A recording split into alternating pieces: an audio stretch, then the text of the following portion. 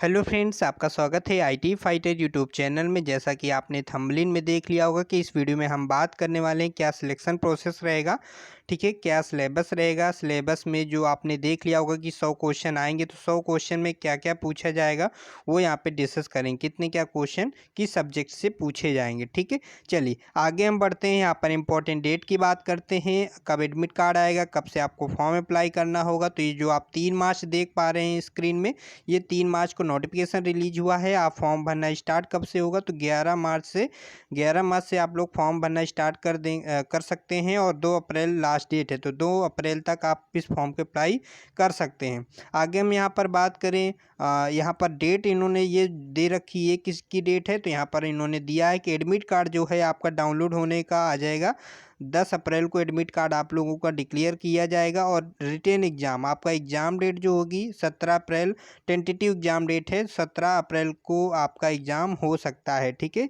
तो यहाँ पे इन्होंने टेंटेटिव यहाँ पे बताया है।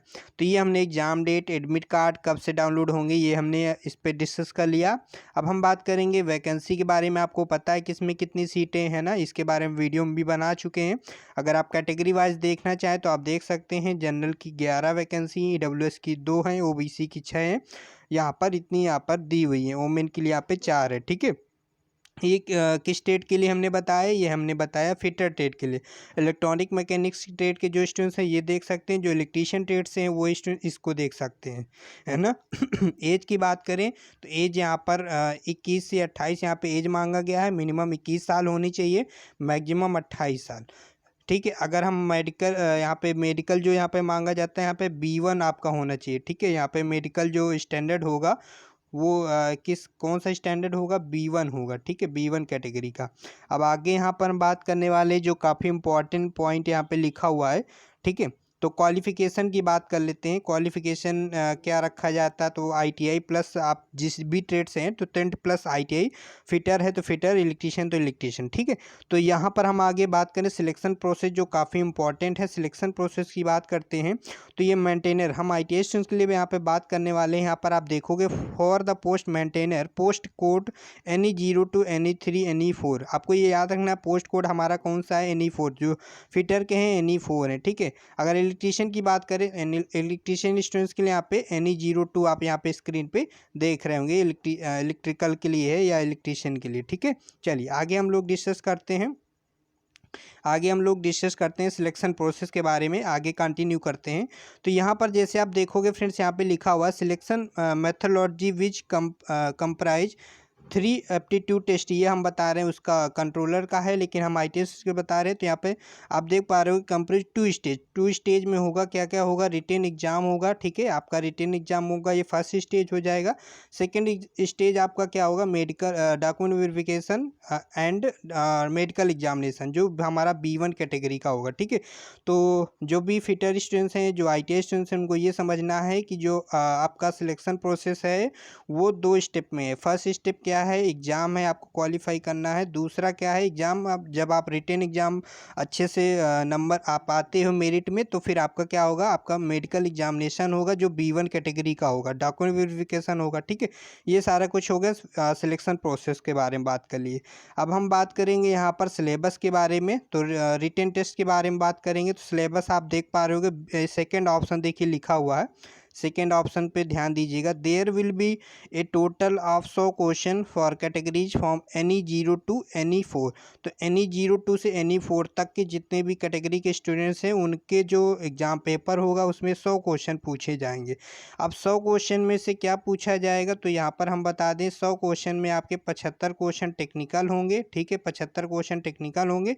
बाकी आपके बचे कितने, 25 क्वेश्चन। तो 25 आपके नॉन टेक्निकल होंगे, जिसमें मैथ, रीजनिंग पूछी जाएगी और GK पूछी जाएगी।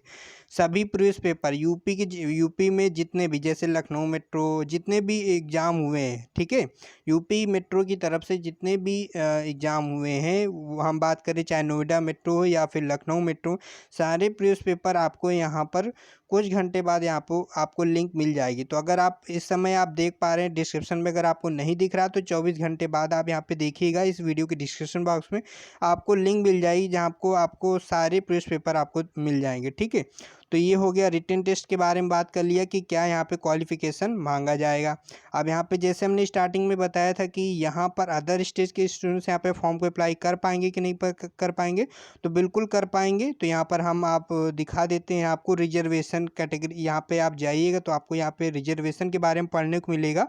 और यहाँ पर हमने इसको रीड किया और इसमें ये लिखा हुआ है कि जो स्टूडेंट्स अदर स्टेट से हैं वो स्टूडेंट्स केवल जनरल में फ़ाइट करेंगे, वो चाहे किसी भी कैटेगरी, चाहे SC ST OBC से हो, तब भी वो जनरल की कैटेगरी में फ़ाइट करेंगे। तो इन्होंने यहाँ पे बताया भी है, अगर आप ध्यान से इसको रीड कीजिएगा तो इसमें लिखा हुआ है जो भी benefit reservation will be given, मतलब बेनिफिट रिजर्वेशन जो दिया जाएगा वो किसको दिया जाएगा, only the candidate who are originally domicile state UP. जो भी जो बेनिफिट है, जो रिजर्वेशन है, वो केवल किसको दिया जाएगा, जिन स्टूडेंट्स के पास यूपी का निवास प्रमाण पत्र होगा। ठीक है, बाकी अगर नहीं है तो इसमें इन्होंने मेंशन किया है कि द कैंडिडेट, यहाँ पर आप देखोगे the candidate who are not originally domicile, मतलब आपके पास अगर यूपी का डोमिसाइल निवास प्रमाण पत्र नहीं है तो आप क्या करेंगे, यहाँ पर आगे लिखा है reserve class category cell have to submit, यहाँ पर नेक्स्ट लाइन हम लगता है रीड कर गए,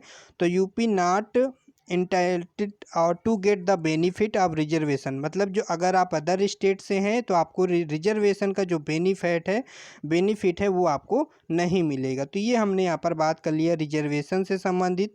बात कर एग्जामिनेशन डेट, हमने आपको बता दिया 17 अप्रैल को आपका एग्ज़ाम हो सकता है, टेंटेटिव इन्होंने एग्ज़ाम डेट दे दिया है।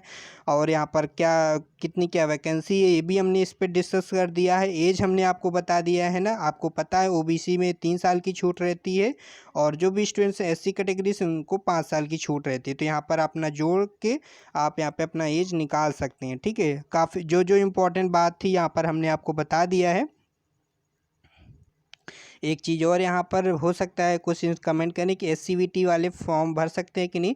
तो अगर आप SCVT कैटेगरी से हैं, SCVT अगर सर्टिफिकेट आपके पास SCVT का मतलब किसी स्टेट से आपने IT किया है तो आप इस फॉर्म को अप्लाई कर सकते हैं। इन्होंने बताया है the candidate eligible post maintainer, इस पोस्ट के लिए ठीक है मस्ट हैव ITI NCVT अथवा SCVT आपके पास होना चाहिए, ट्रेड्स ओनली।